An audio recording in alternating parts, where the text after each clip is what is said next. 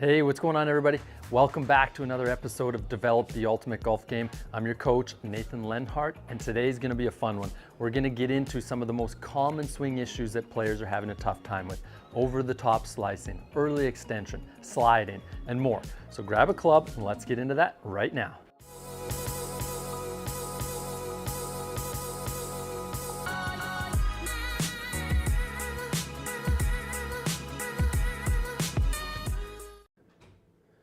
All right, so I want to talk about one main thing that often leads to a bunch of these issues. Over the top, early extension, chicken wing, casting, is an open club face. So when a club face is too open and you're in the downswing, subconsciously you just know that this ball is going to be pushed way off, for me as a righty, out to the right.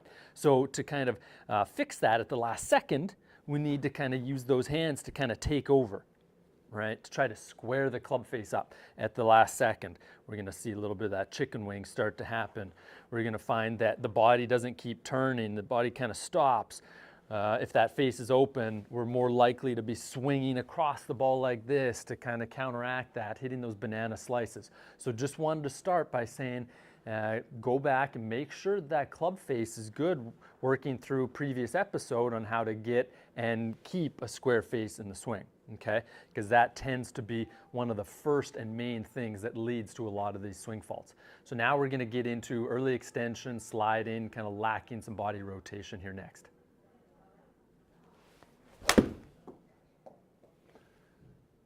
Okay, so now we're going to talk about early extension, sliding, lacking body rotation. Okay, these three often stem from one part of the body just not doing what it should, and that's the lead side. So if we think about early extension, where someone's kind of pushing the backside towards the ball, typically they get to the top, they use their trail side to really thrust.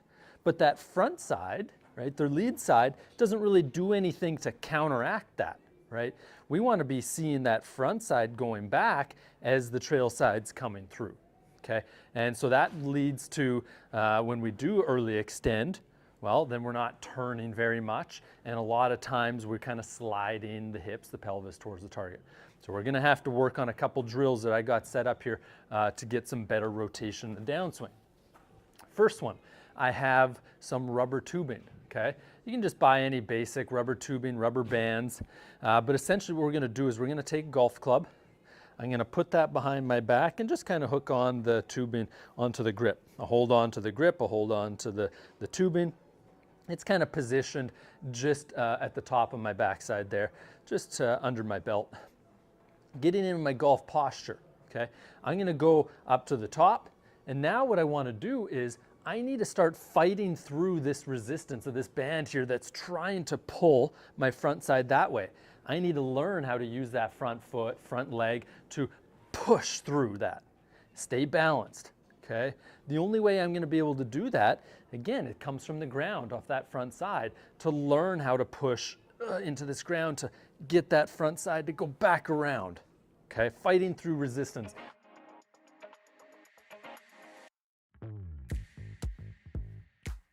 Now you're using some muscles. You're not just thinking, okay, I need to twist more. Right? You're using the ground to use your muscles in your leg, your hip to kind of come around the corner. Okay, so you can get someone to either hold some tubing there or attach it to a door. Essentially, we're just going to start. So what I would do if you're setting up this at home is go to the top of your swing and find, okay, I need just a little bit of tension there. Okay, great. Now that'll be a good spot that when you start coming through, there's enough resistance that's trying to pull you over. And you might, in the beginning, you might actually fall forward, and that's okay. So that we learn to kind of utilize those muscles to get through here. Your trail side, eventually, the front of your hip is going to come through into the band just like this. Okay, so that's a great first drill to kind of start learning how to use some proper muscles. And then, another really good one here is just setting up any kind of object where it's just standing straight up and down. What we're going to do is we're going to put the golf club on the front side of our hips here, and I want the grip to be in line somewhere with that object, so that my thought here is I'm going to go do my backswing, and then I'm going to come and try to knock this thing over as hard as I can. Okay? staying balanced, staying solid here. All right, that again, you're not fighting through the resistance of the resistance band, but now you're learning how do I use, again, same thing, that front foot, that front leg to really push that back there, really accelerate, feeling solid and feeling balanced. Those are some really good drills to start off to kind of help with early extension, sliding, and lacking of body rotation in the downswing. All right, so the dreaded over the top. Okay, so let's get into talking about some of the main things that first we should do in the backswing, but then some feelings in the downswing that we need to have to kind of get this club more on path. So what I want to see here is we got to understand that a lot of times I'll see players just kind of lifting their arms. All right, when we just lift those arms up, then obviously you can imagine from this position, it's hard not to come steep down on the ball and over the top unless we compensated and stood up like this, all right? We need to try to get these hands, arms, club to be moving around the body, trying to get those hands as far back as we can at the top of the swing. This is called hand depth, how deep our hands, how far our hands are back behind us. The more we get them back there, obviously you can imagine that it's easier to bring the club from the inside out. So that's going to be just trying to feel like we're going to get a bit more turn to the body. And sometimes even it's not just turn of the body, we just need to get the hands moving more around the body in the takeaway, in the backswing, as opposed to just lifting up. Okay. Then another big one is actually the way our legs and our knees move. All right. You're going to find that a lot of times I'll see players where their front knee really dives out towards the ball, like it's collapsing towards the ball, which then kind of collapses the upper body forward. So when that upper body is moving forwards like that, again, that's kind of where we're going to get that club just kind of lifting up as opposed to getting it far enough back around us. Okay, and then from there, we're just more inclined to swing steeply, more over the top. So I want to get that sensation that this front knee of mine is moving more on an angle towards the trail toes, okay? The knee's coming more back on an angle this way, not straight out to the ball, okay? Now, what I got here is a great tool. This plate here holds an alignment stick, okay? So this is essentially going to build me like a nice path that I want to come down on, a nice angle that I want to come down on in the downswing. Okay, so when we are at the top of the swing, a lot of times I'm going to see players, it's almost as if they think, whether they think it or not, have the feeling that the hands need to go and hit the ball. But it's not the hands that hit the ball, right? It's the club head. So what should be happening is the hands and arms should be kind of coming down the trail side of the body. If I don't add any body rotation yet, which we're going to get to in a sec. But the arm action here is more looking like this if I didn't have my body turning. Now, if I add my body turning into this, now we're starting to see a golf swing, right? So we got to understand that it's not the hands out like this, because once those hands from the top start out like this, now it's like now we're just trying to recover as best we can. And usually that's standing up to try to help us shallow it out. Okay, so get these hands as far back as we can for where we're at with our body limitations. Arms are coming down towards the trail pocket. I like to think down towards the trail pocket, turning that body through. I'm just going to hit a little soft one here. But we're going to notice that it's a lot easier to get this club to come underneath this stick, right? Usually people just don't feel powerful with it initially, and that's why they keep going back to this. But it just takes a little time, a little progression of this is where we're looking for. Add that body turn into that.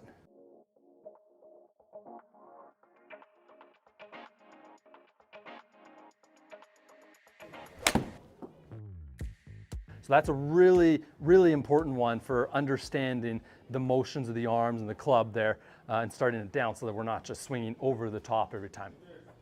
So another really good feeling that a lot of players relate to well to help them feel like they're swinging more inside out, to stop coming over the top, is they're feeling that they're keeping their back to the target as long as possible.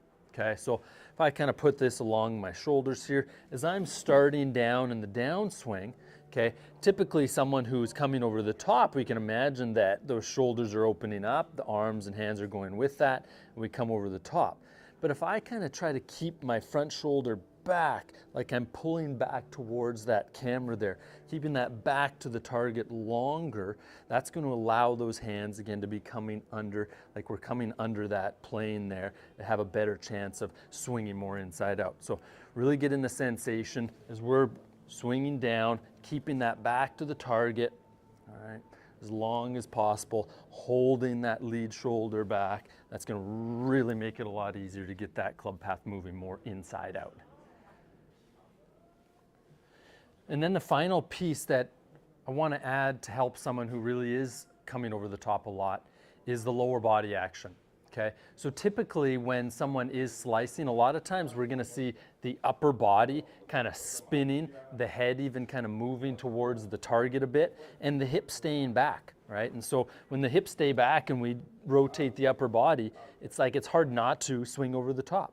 But when we look at the opposite, when someone who slides too much with their hips, right, you're going to see that that club actually falls down quite a bit behind and is going to be swinging inside out too much. So we need a little bit of that, right? When we are sliding, we don't want to think about keeping these hips back and turning, right? We want to get this bump of the hips towards the target.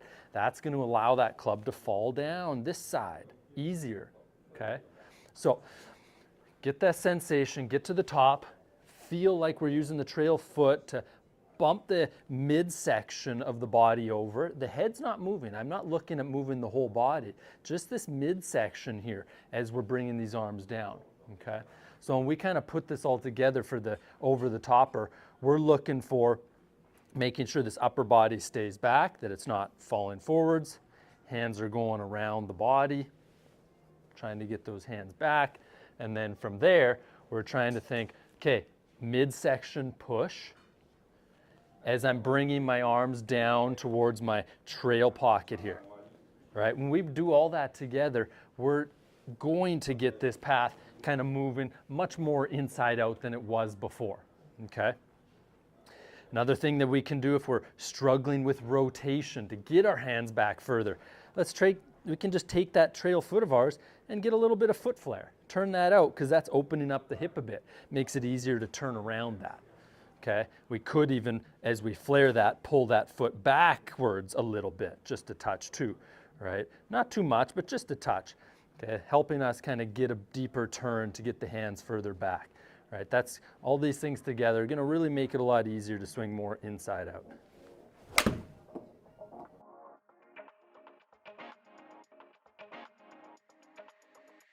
So the last common fault I want to discuss are the shanks. Okay, there's nothing more debilitating than when you're hitting the hosel of the club and you can't get the ball airborne and it's shooting straight off to the side. So here's a good few drills that we can be doing, trying to incorporate to get rid of that, right? Getting some new feelings to help correct it. So essentially what we got to understand, from where we start at setup to where we are at impact is obviously the arms, the hands, further out away from the body.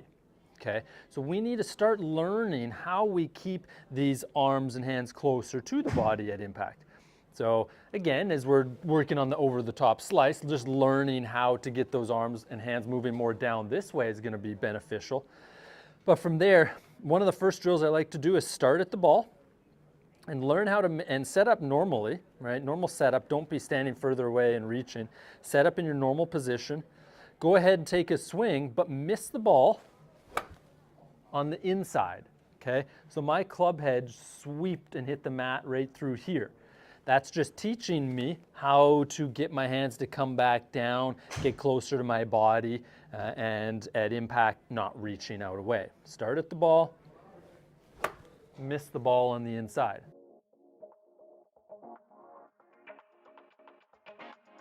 Okay, so that's a good way to start, just training some feelings, but I'm not hitting a ball. So if we want to hit a ball, there's a couple things that we can do now. One, and this one's going to be scary for most, but it's ultimately what we're looking for, learning the opposite feeling of what we're currently doing. Starting with the ball on the heel, on the shank zone, right on that hosel, right? And just hitting some shots, trying to now make everything learn how to get it closer to the body here. Again, same normal setup, feeling everything getting closer.